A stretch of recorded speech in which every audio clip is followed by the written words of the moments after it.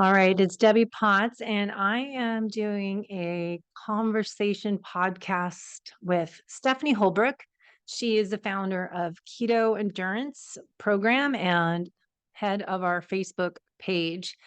And we're going to talk about strategic carb timing because, as this show is called The Low Carb Athlete, it's not about no carbohydrates. It's about strategic carb timing and preferably eating real food, nature's carbs, and figuring out where to put them in based on your workout intensity, duration, time of day, and females are different than males. So we're going to dive into some common questions as I'll ask Stephanie, what is keto endurance? And do you think you need to be in nutritional ketosis while you are training, or what are the benefits? As also, what are the nutritional considerations for an endurance athlete? How should I eat during training and outside of training? How much protein should I eat? Do I need carbs? Will carbs make me faster? And can I run a marathon without carbs? So we have different opinions, but I think it's just a great conversation to have, and we'll dive into it as everybody is different and we all have different genetics and stressors. So we like to look at the whole athlete from the inside out. Hold on. Okay. All right, friends. I have Stephanie Holbrook on the show, partner in crime, talking about how to be fit and healthy as we age. As I keep talking about being fit and healthy from the inside out, but now as we all get older, it's also about how to improve the aging process as endurance athletes and what should we do and not do and do things a little differently. So, Stephanie, I asked you on the show to talk about common questions you get in the Keto Endurance group page. And we're going to just dive into all these confusing topics. So thanks for coming on and going into this Q&A session. Thank you, Debbie, for having me. I'm so happy to be here. So just to go back, hold on though, you got to say we go back. We go back, way back, way back. 10, many, I more had than the that. picture pop up from our Ben Greenfield Superhuman Coach Days, 2013. So 2012, we were in the coaching program with Ben. So long time ago. So sorry, Yes. your turn. So we have been friends and biohackers, seekers, researchers, both of us for many, many years. And we have come to a similar conclusion based on over a decade of research, that being a fat adapted athlete or keto adapted athlete, both of those terms are similar, very similar, is the most optimal way to age gracefully, to perform well, to feel good on the inside and the outside. That is what we have both come to the conclusion of. Here is the problem with that. That looks different for every person. Being able to use fat as your primary source of fuel depends a lot on you, your genetics, your stress level, your sleep, how you interact, your self-talk. All of that plays a role in how you're going to feel good inside and out and burn fat as your primary source of fuel. And about metabolic flexibility. So it's not just focusing on fat. And we'll dive into this too. I think not eating so much fat as we thought we needed to burn fat, that we also need protein prioritization. And we'll talk probably about, metabolic flexibility. You still need the ability to flex back to carb when needed. So we'll talk about strategic carb timing. I like Dan Plu's approach, his saying. Dr. Daniel Plews says, the right fuel for the right time. Yeah. That exactly. and that I think sums it up. And I wish I had come up with that saying, because I think Peter Defty uses optimized fat oxygen, OFM. OFM, and that's his term for it. But basically, we're all saying the same thing. Optimize fat burning, but that sometimes means a little less fat, more protein. I have been on this journey for a long time because I gain weight very fast and I have not felt great.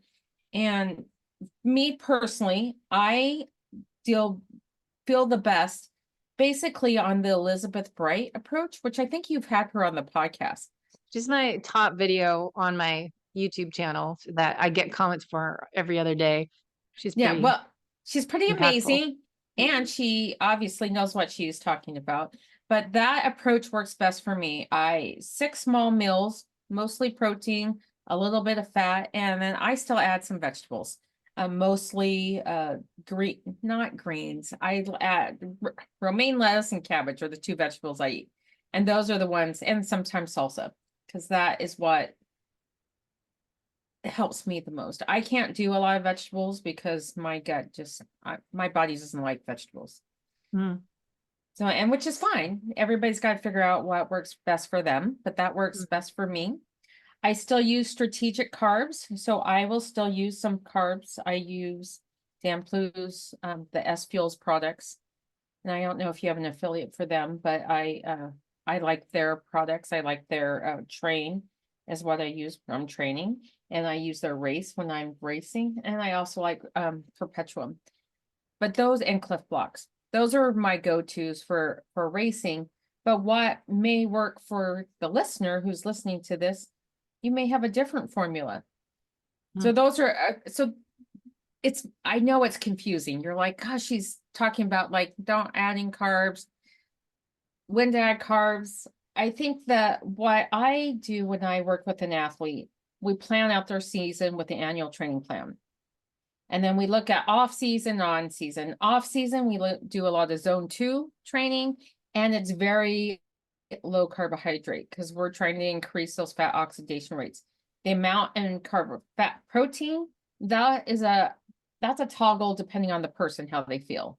And, that's a conversation every other week about, hey, how do you feel on this? How do you train? Sometimes if you're glucose dependent, if you're a sugar addict athlete and you have hypoglycemia, probably need a little more fat while you're adapting. If you've been an athlete who's been following a ketogenic for a while, probably will be less fat because your body's already really good at burning fat.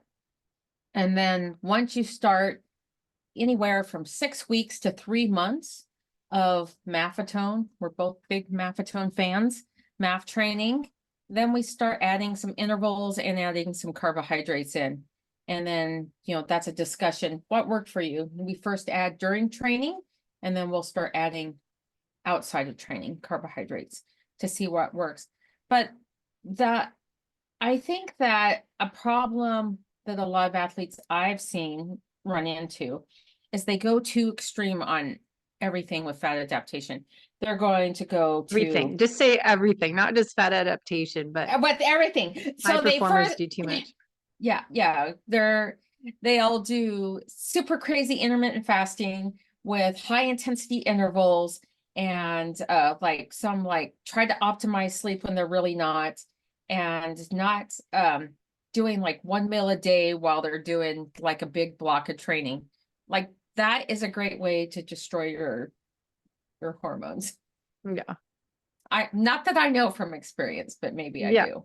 Well, I think that's why everyone is in our fit and active community, and leaders in that area and influencers of social media are kind of backtracking about the fasting and OMAD for athletes, because we are exercising. And a lot of the guidelines, once again, are all about the metabolically unhealthy individuals, not the fit and active population that we are talking about, and who we work with and who we are.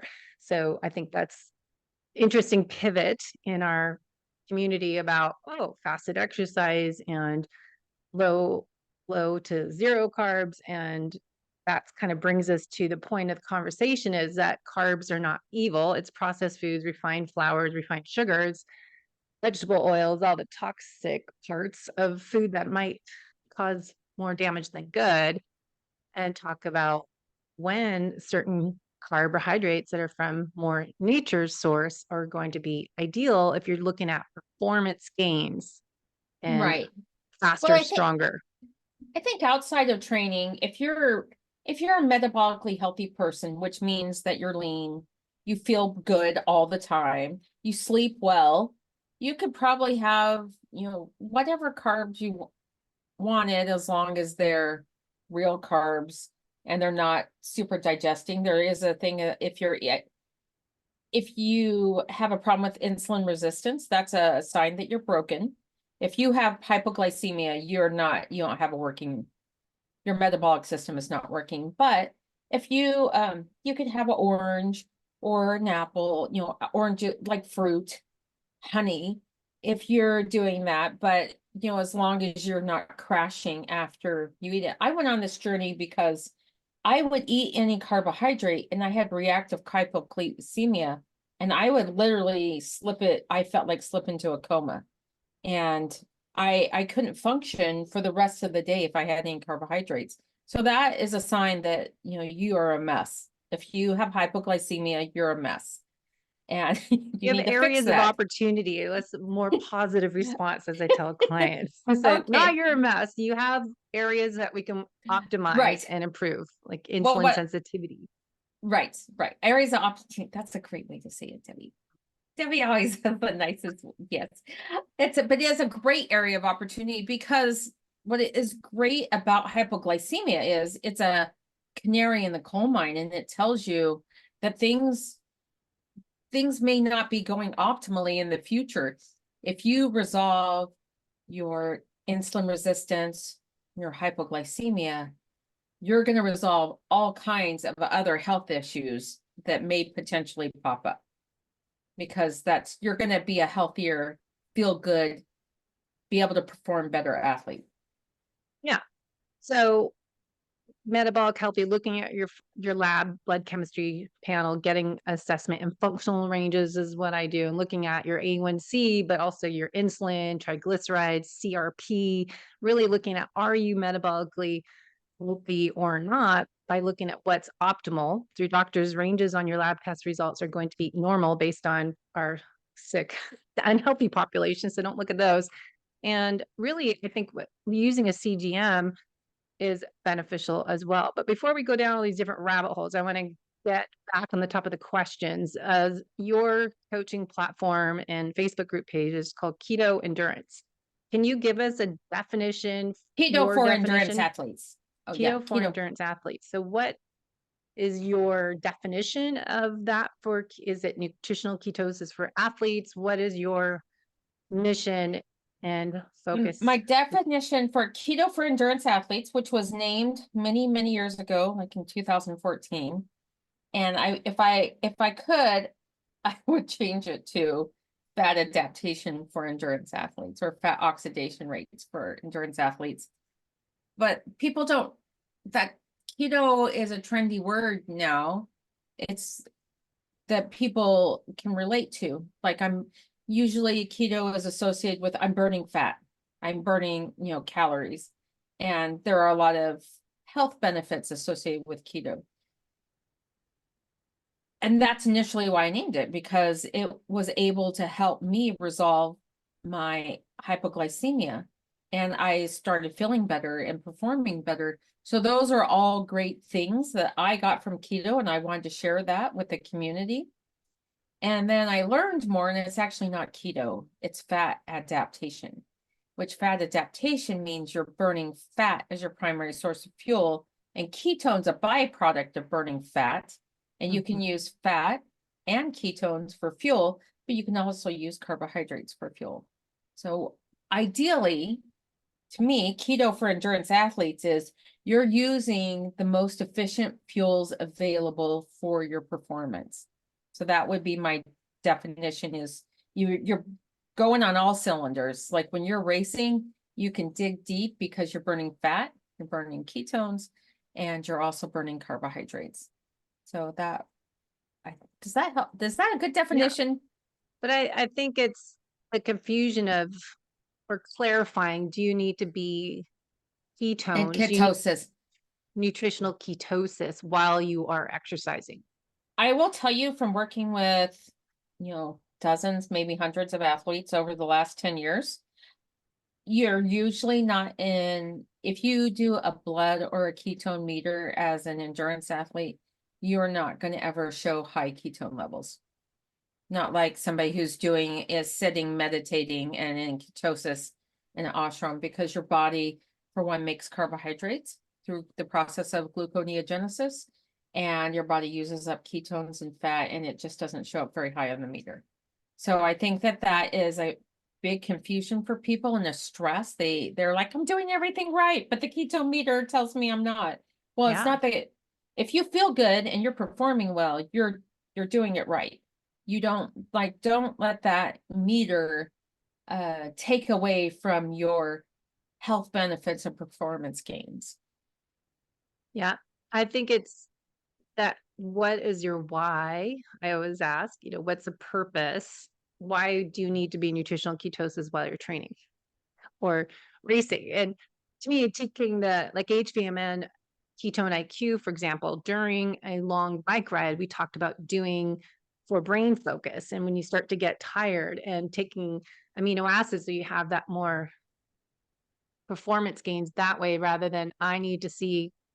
I hear this all the time or read the questions from people in our group that they say, as you said, need to be showing ketones on my meter during my workout, 0.5 to 2.0, and they get obsessed with that, not focusing on what's the purpose of your workout, what are you training for, and let's work on your fat oxidation rate, be metabolically efficient and get faster and stronger where you're burning the most fat. So I never really understood, okay, where does the ketones come in there? Right. Well, and I wear a continuous glucose monitor, and I've gone on fasted bike rides, and my blood sugar will drop and then it'll come up and it'll slowly rise. But that's because my body is making sugar. Your body makes sugar. So you are, glucose, your body's using carbohydrates. It's just endogenous. And I think that overwhelms people. And another thing that, like, bodybuilders in ketosis can get down to the 70s and 80s of blood sugar.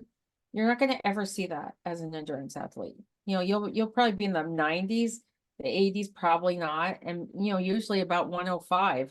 You mean fasted glucose? You're right. You're fasted glucose. So you're not going to get like, rock bottom glucose. If you're trying to say, I have a medical problem, like I have seizures, I have cancer, you have something like that, and you want to use ketosis as a therapy. Well, for one, you should probably work with someone who's good at that. But training for an endurance event would not be optimal. Like, I think people think that, oh, well, exercise is good for you and fasting is good for you and ketosis is good for you. In context, all those things are good for you. In context, all those things could possibly not be good for you together. Like, if you're going to, I have a friend who, for spiritual, religious reasons, and health reasons, she wanted to go on an extended fast. And I said, if you do that, you need to stay calm and, meditate. Yeah, don't try. Yeah, stay calm and carry on. Don't try to do too much during that time period. It's a contemplative time. If you're going to do an extended fast, it should be an introspective meditation, calming fast, not I'm gonna go. I've done this before, so I know how horrible it is for you.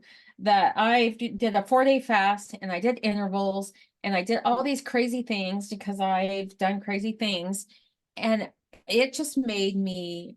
It totally messed up my leptin and ghrelin, and I had uncontrolled hunger, and had a lot of inflammation. It was nuts.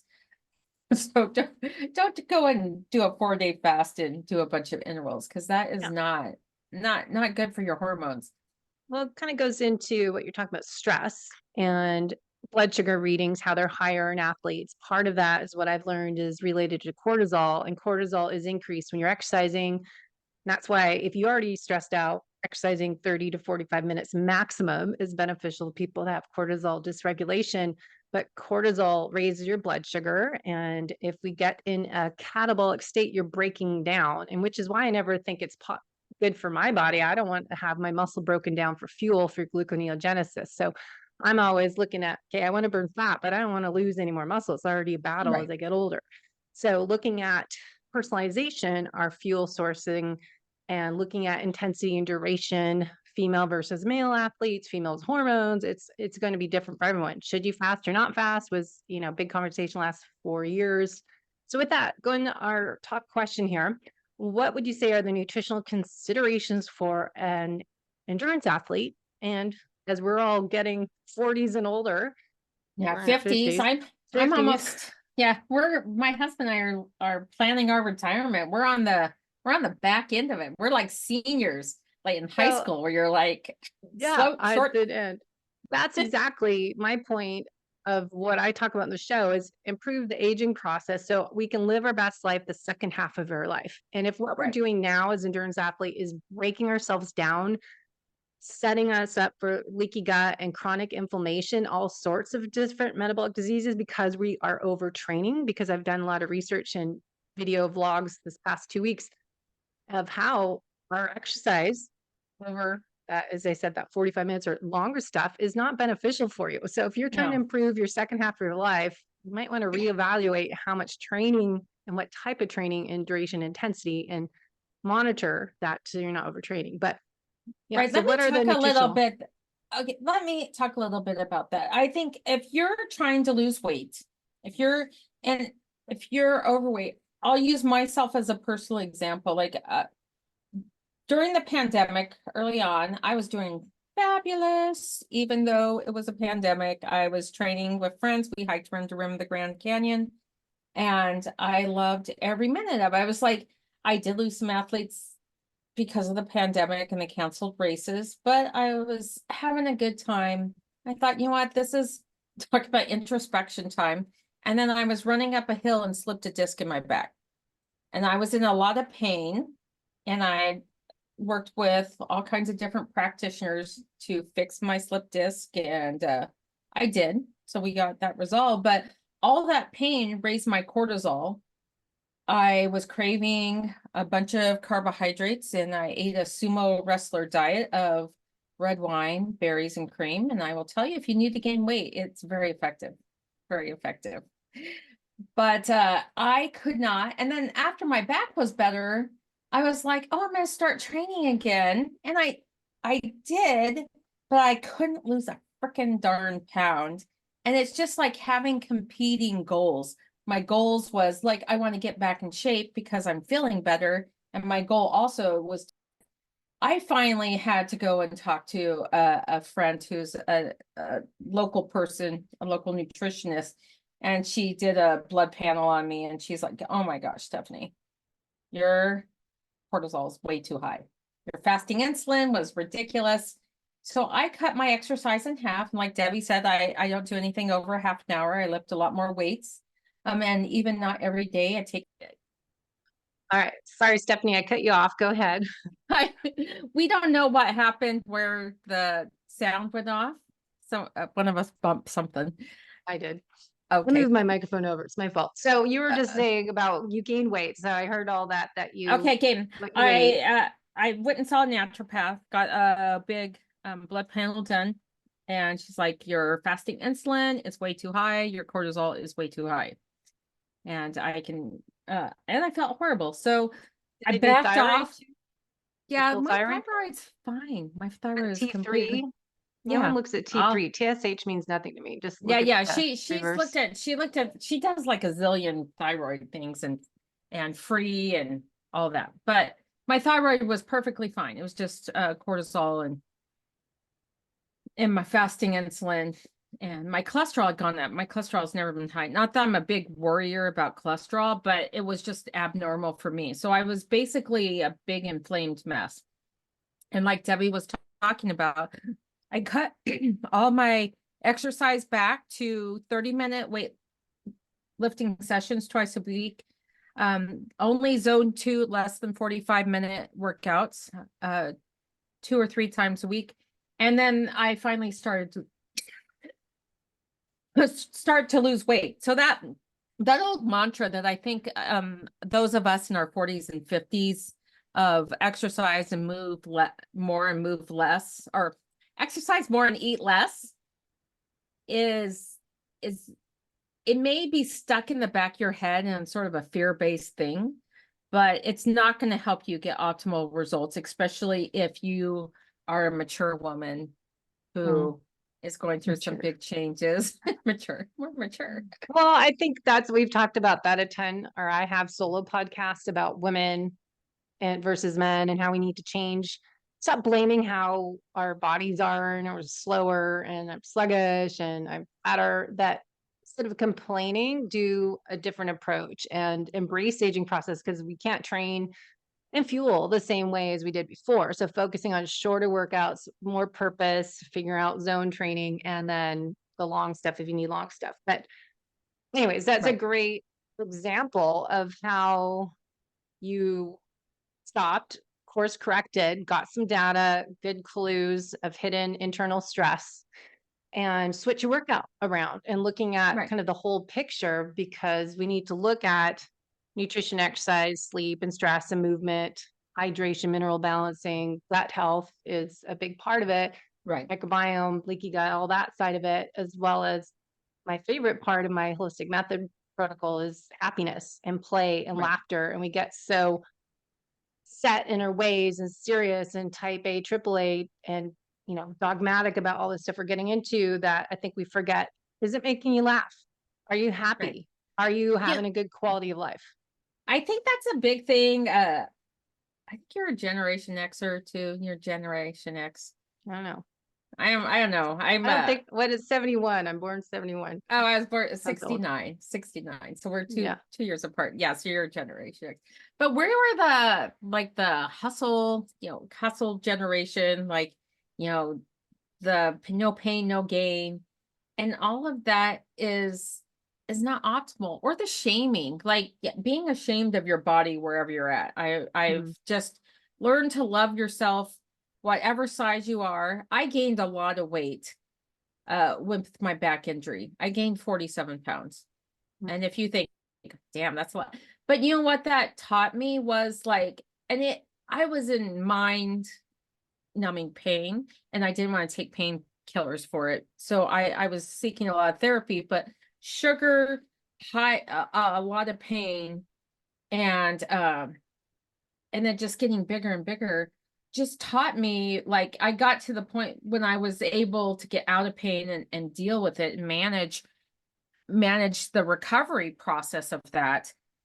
That for what I couldn't do it all alone, I went and saw a naturopath, and then she's like, you need to stop, go basically on the Elizabeth Bright what method of these small meals a day. Because initially I wanted to be like, I'm just gonna fast this away, but then I felt horrible.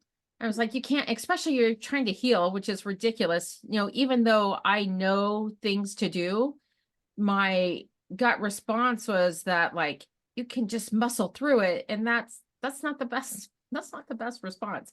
And Yeah. finally, I'm like 16 pounds down, so I'm on the back end of going the right direction.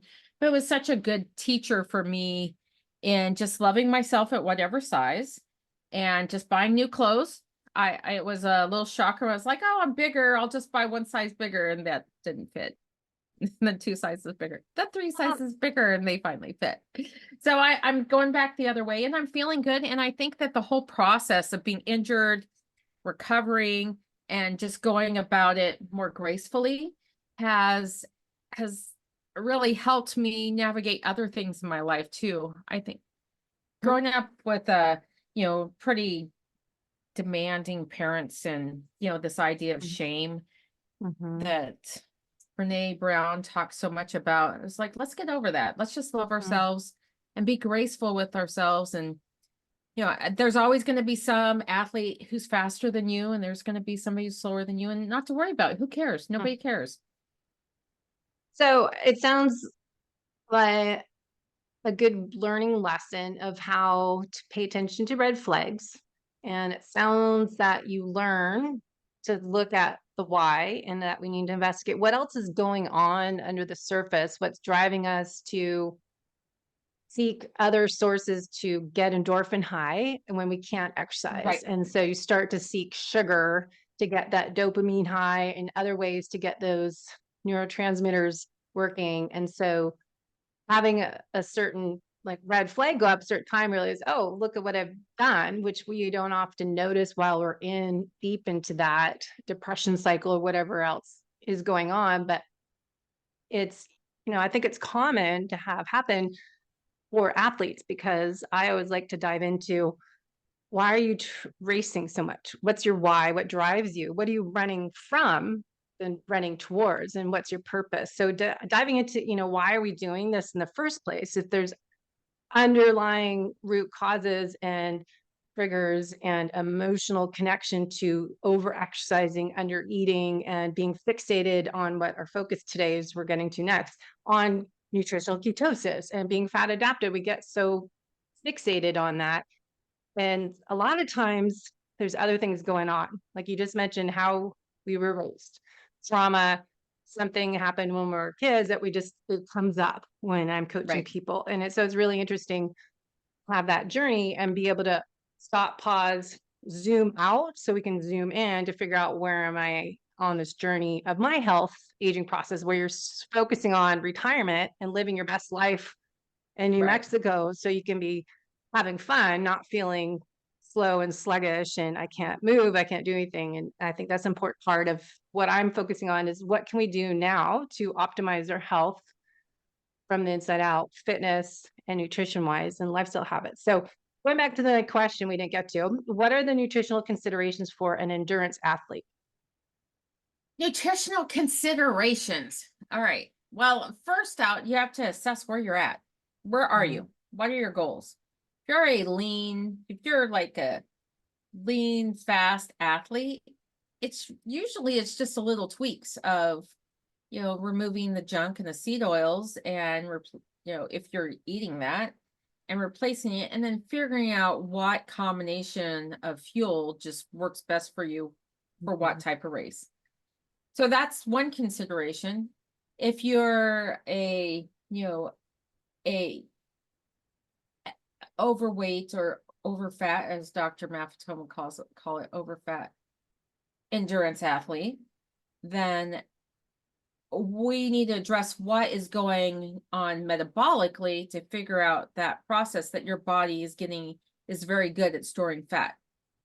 And that would be a different training. It would be low intensity training with probably very low carbohydrate and making sure you get optimal protein to, at the very least maintain your lean mass and ideally grow muscle, and probably a little more weightlifting than endurance training, um, for someone who's like, hey, I want to run a marathon because I want to lose 20 pounds. Well, those are two things. You want to either run a marathon or you want to lose 20 pounds, but those are going to be completely two nutritional considerations. And then as you age, what phase of training you're in. So those are all factors. Nutrition consideration is what phase of training you are and what your goals are, because those are going to dictate what your macronutrients are going to look like. But regardless of the consideration, you always want to eat whole foods found in nature and prioritize protein and get the fats that are with the protein. So if you get a ribeye, that's going to have fat. If you're going to eat a piece of bacon, it's going to have fat. If you're going to have an avocado, it's going to have fat. So it's just like eat the fat that comes with the food. You don't need to add like gobs of coconut oil or lard onto anything. Mhm. Yeah, I think that's a good point. I was just thinking to add that part is I don't like the word keto. And now it's totally damaged because of commercialization of it Yeah. and the food products. Same with paleo. I mean, they all get ruined.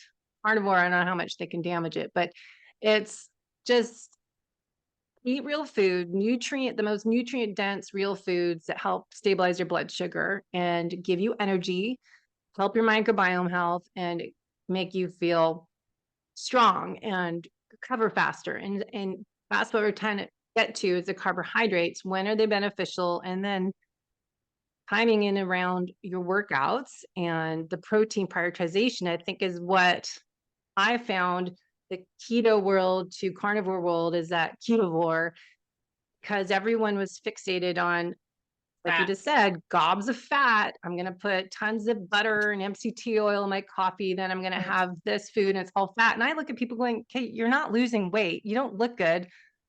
Are you eating too much fat, do you think? And all the keto products that are filled with garbage, because I go to Expo And they West have a Natural bunch Product of Show. yeah, and they have a bunch of they use almond everything. And Mm. I personally have a problem with oxalates. So I'm, Anti-nutrients. yeah, and I'm not going to eat any almonds, but it's like, can we not make everything out of almonds because we Well, the want to lose weight? flowers, yeah, the Yeah, it's, gluten-free flowers and every and the almond, stevia, monk yeah, fruit, all those sweeteners too, I think are bad for your gut. yeah, I think all of it. Like eat real food. Like Yeah. if you were to go out and had a little on a farm in the like 1930s and you didn't, you would eat stuff like you'd butcher a pig Off the or land. butcher, yeah, or you had a fruit tree and you had like peaches in season, Mhm. without added sugar, like you could make those things, those are real food, real things, and you wouldn't have a problem if you ate those things. Yeah. And that's what I think we both agree on is that it's eat real food and prioritize protein. And so I think the shift the last few years has been all right, nutritional ketosis is all about eating fat. What happened to protein? We kind of lost it. And carnivore started, I don't know how many years ago now, but Yeah. it's listening to Dr. Gabrielle Lyon and listen to all these different people in that space that it's like, all right, muscle health, I'm aging, sarcopenia, get stronger as I get older, looking at that to lift more weights, less cardio that's catabolic, and focus on getting that protein in throughout the day, which another conversation is not fasting so Right. much and For figure out me, that protein. I started, a doctor recommended, started eating 6 meals a day, which is actually what Dr. Bright recommends, eating small meals throughout the day. And it wasn't really until I started doing that because I got in the habit of 2 meals a day because I wasn't hungry, but I also didn't feel great. I wasn't losing weight. Hmm. Huge game changer for me. And it's not like I haven't read Dr. Bright's book because I have it and I've Hmm. read it and I've listened to her podcast. It's just that you get, there's information fatigue when you get so many things out there. And for me, I, because I work with so many different athletes and they all have different requirements. And so I'm talking to this person and I'm able to give good advice whenever I'm talking to them. But when it's myself, I second guess because I'm like, well, what about this? What about that? What about that? And it wasn't until I went outside of myself and went to my local naturopathic doctor who's seen me for the last 10 years. And she's like, oh my gosh, your labs are the worst we've ever seen. And it was because I had so much stress for so long and it was in so much pain for so long. And just that alone, having pain raises your cortisol doing nothing but sitting there. Yeah. And You get insulin resistance from cortisol being high all the time, right? right, right. I mean, my insulin was at 8, which has never been that high ever before, Wow. my fasting Yeah. insulin. People, you And want it under 5 if you want to know your insulin. yeah, yes, yeah, your fasting So insulin. But yeah, I want to make sure we get these questions because we're going to run out of time. okay. So we were just talking about protein. I go by ideal body weight in grams of protein, so per pound. And I know it's zero point 0.8 to 1.0, and then spreading that out 30, 50 grams throughout the day. What do you suggest with the protein prioritization goals? I do point well, similar to you, but I go 0.8 to 1.3 grams per pound of lean mass. See, who knows what their lean mass is? That's why I like Dr. Gabrielle, 1 to 1, pound Okay. to gram. It's like no one Okay. knows their lean body Well, mass. it's So I well, stopped doing that. if you have like a body fat scale, it'll tell you. But I give people a measurement. The people I work with, I give them a measurement chart that they take tape measures and measure, and then it gives them an estimate, and we go by Yeah. that. But there you can, I mean, there's lots of little free things. It doesn't matter. We're in the same ballpark. We're basically recommending the same thing. And the minimum I hear is 100 grams or more per day. And that's the struggle for most people, especially if you do 30 to 50 grams, Right. 3 meals. And that's why one meal doesn't work. I have some athletes who are teeny tiny women. They're like 5 foot nothing and weigh 105 pounds, 110 pounds. And I think Others. that, yeah. So I think I have one lady doing 80, her bare minimum is 85 grams. I'm like, you have to eat at least 85 grams and ideally more, but, and then I have an upper limit, but yeah, I don't think it's sort of ridiculous. The upper limit is almost hard to do. for women if you're not doing protein powders. And I don't recommend more than 1 time a day of protein powders. Yeah. Get Powders are. get your nutrition from real food. Well, and I work with people in digestion. Most people, it's how we eat. I would say how, when, why, and what. And when you're eating protein, putting that on your plate, eating that first. But chewing your food, being mindful, being in parasympathetic state, which is rest and digest Relaxed. state. Yeah. Relax, chill out, focus, take a breath or two, focus on eating, not while you're driving, not while you're working and Not, yeah. multitasking. Snacking And on most people something. need Yeah. enzymes. Right. Digestive enzymes or bitters or something because Right. it doesn't break down. So you could be eating all that good food and not break Absorbing down. it. And I can see that in blood chemistry in labs easily. So please don't try to eat something in rush hour traffic and whilst having road rage. That's bad scenario. Okay. And yeah. And I think connecting with people, like eating like they traditionally, in fact, in general, it's better to slow down. Like if you have too much on your plate that you can't have regular meals with your family, then you need to take stuff off your plate. You need to say no to things. Like have a life that's worth living. Don't be like, oh, I have this work. If you have like your work is so stressful all the time, get a different job or have boundaries or delegate. Do something. Boundaries, what do you think to start with? Yeah, do something. Don't prioritize, put the oxygen mask on your face first and prioritize your health. Nutrition wise, focus on what your goal is and match your nutrition to your goal. Yep. So I'm going to get to carbs. And I think going to what comes up in my head a lot is intuition, paying attention, knowing, checking in with yourself, knowing what works best for me. I'm the expert of myself and learning that for you, that you are the expert of yourself. You are the CEO of your health. No one can tell you how you feel when you eat certain food. Right. So if we say 100 grams or more protein, having this much per day, give us all this information, you still need to pay attention to how does that food make me feel? How am I digesting that? Most people have small intestinal bacterial overgrowth and dysbiosis and all sorts of problems in that area. So paying attention is how you feel. Sometimes just simple thing is slowing down and chewing your food. But don't forget the intuitive side, which goes to the next question, next 3 questions. Do I need carbs? And we'll go into, will carbs make me faster? Can I run a marathon without carbs? So first, Stephanie, do I need carbs when I am exercising or at rest? No. There's people, whole societies who go from birth to grave with not a single carbohydrate and live perfectly well. Not even berries? No. Not even potatoes, starchy vegetables? I mean, it depends where you're from, what part of the world, or are you saying there's people? There are people, there's whole Eskimos. Cultures. Well, Inuit, they're not Eskimos, but they're called the Inuit. Proper word. You're the anthropologist. I was like, and there's like Russian, those the reindeer people, and there's all kinds of groups around with the Comanche didn't eat any carbs. So there's some male and female athletes that I know who don't consume any carbs. They're perfectly healthy and they like life. That's not everybody. So you have to, for one, have a genetic profile where that would be the case for you. Your certain lifestyle and all of those things. So to think, but that may not be, if you're listening to me say this, that may not be you. I think I do a lot better with less carbs than I think Debbie does. Because if I start adding in carbs, I don't know, but I don't add very many carbs outside of training. With that said, pre-workout, if you're doing an interval workout where you're burning mostly carbohydrates, you don't time carbs. I do add in carbs, like potatoes. But I do a warm up first. Like I'll do a warm up with some carbs. But no, I don't do great with any carbs at all.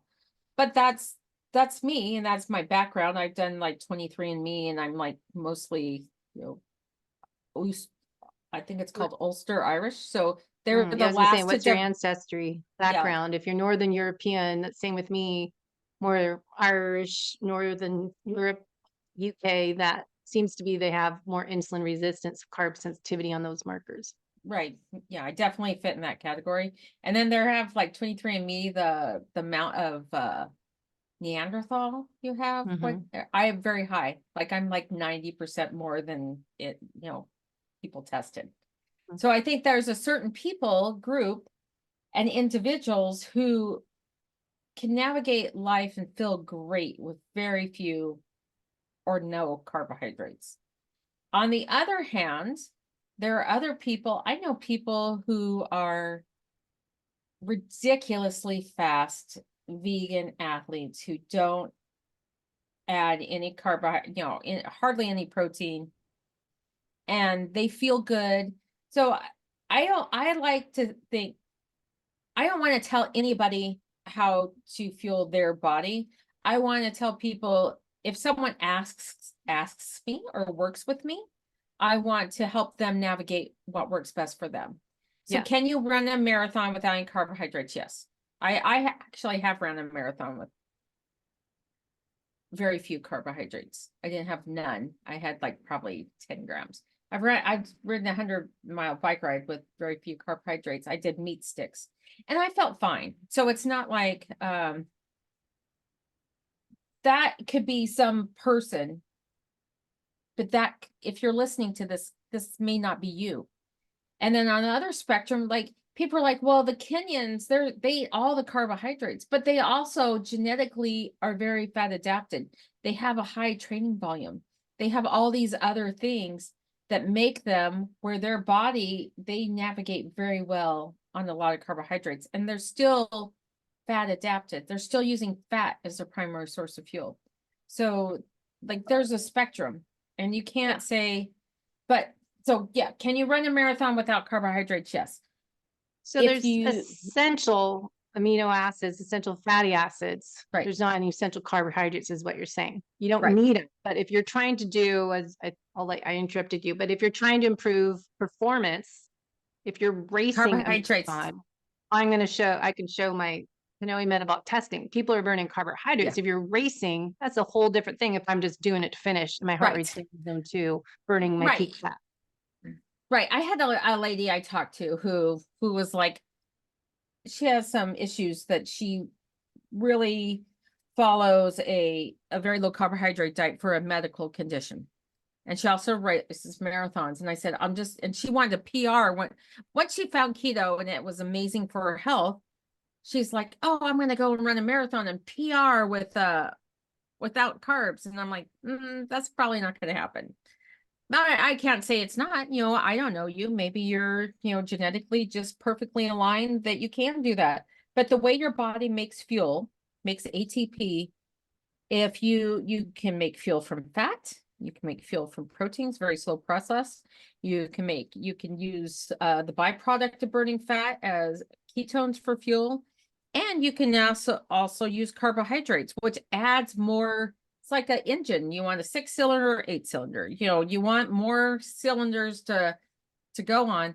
There's no pro athlete, and please correct me if I'm wrong. Somebody out there, please comment. If you know a pro athlete who's doing the Tour de France or Ironman, who's not using any carbohydrates, and I don't know any, but I'm perfectly happy to be proven wrong. Yeah, I don't think so. Well, yeah, look at S Fuels. They just came out they work with Dr. Dan Plews and Dear IQ, and they just reformulated their S Fuels Train and Race Plus into pretty brilliant zones. So zone 2 training is S Fuels Train. If you're doing zone 4, zone 5 workout, you need the Race Plus. And so they are rebranded and make them different packets, because it does change how you're going to fuel depending on your intensity in the workouts. Right. But if you're a recreational athlete and you do not have any aspirations of being on the podium, or like you're not trying to qualify for Boston, that's not saying you can't qualify for Boston without carbs, or qualify for Kona. But if you want an extra edge, you're going to want to use carbs. If you're like, hey, I'm this close, but I'm a keto athlete and I don't want to use any carbs because I'm married to that idea, you may not be able to make up that distance. You want to make up So let me show something real quick on the screen. So just to show when I do metabolic testing and figure out your heart zone training, we can see at various intensities as we increase this line here is your heart rate, and there's a little bloop there. So ignore that part. You have to tie a shoe. But this client that I tested Yeah. is a great increase. Now that you can see fat is this gold, and this is carbohydrates. So you are increasing intensity in fitness tests. This one we're going every minute, increasing 0.25 or 0.5, whatever the person needed based on their personalized protocol I create for them. But just to show your zone 2, we developed based on peak fat burning. So where is this person burning the most fat? Where's their peak fat burning is the bottom of zone 2. The top of zone 2 is where their metabolic crossover point is. Where does this purple carbohydrate section become higher? So this person, their zone 2 is not great. They've been doing a lot of higher workouts so they can stay up here, so they're more tolerant carbohydrates and lactate, reusing that as fuel. So they're training up here. So if you are doing a zone 2 and you're burning most fat, so this ideally is a lot bigger engine that you're fat burning. When you're doing that zone 3 training where you're burning less fat, you're burning carbohydrates, that metabolic crossover point's the bottom of zone 3.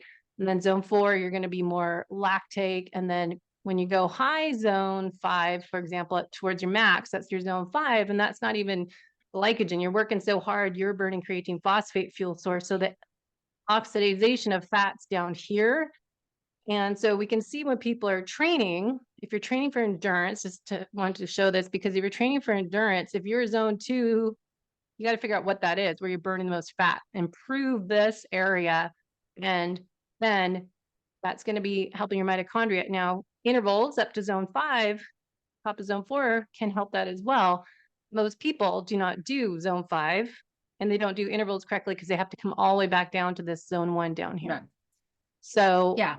to There's improve that fat burning efficiency, it's what you're eating, nutrient timing, but sprint interval training, high, low, and that I just wanted to share that because I think visually it's helpful to me to Well, see I what think your it's fuel source. helpful to people to realize, and I'm a big believer in some of your, 80% of your training should be in the maffetone range. You could go to Debbie and get your personal zones. If you're In not San going, Diego, yeah, in San Diego, you can go fly and visit. It's beautiful. But if you want to do, if you're like, hey, I'm just a recreational athlete, you can just do the maffetone formula, 180 minus your age, and then there's plus and minus. Sure, in the show notes, I'm going to send Debbie a link to the show notes, and there'll be a link to Dr. Maffetone's the formula. It's not complicated. It's just the biggest problem I see with recreational athletes is they don't want to slow down. They don't want to do zone 1, 2. They train with other people, and they want to be with a pack or pulling or be in front because it's a big ego trip to be able to beat all the slow people. But if you want to make gains, performance gains, you want to get your training dialed in. You want to use polarized training, I think, in my opinion, is a great way to train. And also matching your fuel to your training. And when you have that crossover point, then that's when you're going to want to add in fuel, like carbohydrates for them. I agree to most of that, but I disagree for females as we get older. We're already good at zone 2, and I need more fast twitch muscle fiber. So I personally don't need a ton of zone 2. I do not need 80% training. I've done it for years. My body knows how to do that. To get results, I need more sprint interval training, and 1 zone 2 a week is all I need. So this whole PRT things drive me nuts because everyone's like, oh, I need 80-20. I need zone 2. Women do not need that as they age, and we already have slowing down. It's totally different, I think. And zone 2, based on your lactate threshold number, is driving me nuts too, because that doesn't show where your peak fat burning is, just because it's your lactate's under 2.0. I don't have, I have a lot of, most of the people I train are men. So, and I have 2 older ladies, and that's it. Most of them are men, and I have a few ultra runners that are, they're not doing a lot. I still give them intervals. I think for runners, I stopped giving really fast intervals to, that switch fast, like 30-30s and 40-30s, or that, because they seem to get injured. So I'm like, longer intervals with a slower ramp up and a slower slow down, like a little pyramid, instead of like sprint, stop, because they just tend to get injured, and I can't stand to have anybody injured. Well, that's the other thing, and we need to wrap up, but there's so much to dive into, because strength training, I think, as an aging athlete and endurance athlete, most people cut it out, and I cannot get clients to do their strength training. Go, if you want to change your body composition, recomp. If you want to get stronger and faster, it's not the chronic cardio solution. You need to lift weights and then prioritize your protein each day, but I'm a huge fan of resistance training as well. Yeah. You should, every endurance athlete, as you age, should be doing some form of resistance training. We agree there, but yeah. Yeah. Mobility and strength. Yes. Okay. Well, it's great talking to you, Debbie. This is fun. So show notes, we'll put everything. Stephanie will send me the links, and I'll add some too. And if you guys have any other questions, you can let us know. You can head to the Facebook group page, Stephanie. For endurance athletes, if you want to work with me, then go to stephanieholbrook.com. If you want Debbie and I to talk about more topics together, if you like our conversation, then ask for that too. If you're like, don't like our conversation, I'm sorry, but or we could talk about something else. But well, they'd probably rather that than me just blabbing. I've been doing these rabbit hole podcasts every Thursday, and I just do them because I like it. So I just, if you want to come on the show, and I'm just focusing on, as I said, more YouTube videos, I think are easier and more fun to do. So yeah. Yeah, if anyone wants it or not, we can do it. We're in charge. Yeah. What we want to do is offer something that's helpful and useful to the listener. And if you have specific questions, like maybe you want to talk about strength training for an endurance athlete, or, should you do plyometrics or Olympic lifting, or like, or all the above those are all questions we are happy to answer. We just want to serve you, to help you look, feel, and perform better, and age gracefully. Navigate. Yes. Navigate through all the stuff that's out there. That's always my annoyance of, because some Huberman or Peter or Rhonda Patrick said this or that. So anyways, I know, get back to work. I will talk to you soon. And you guys put the notes, questions in the show notes, comments below. Yep. Thank you.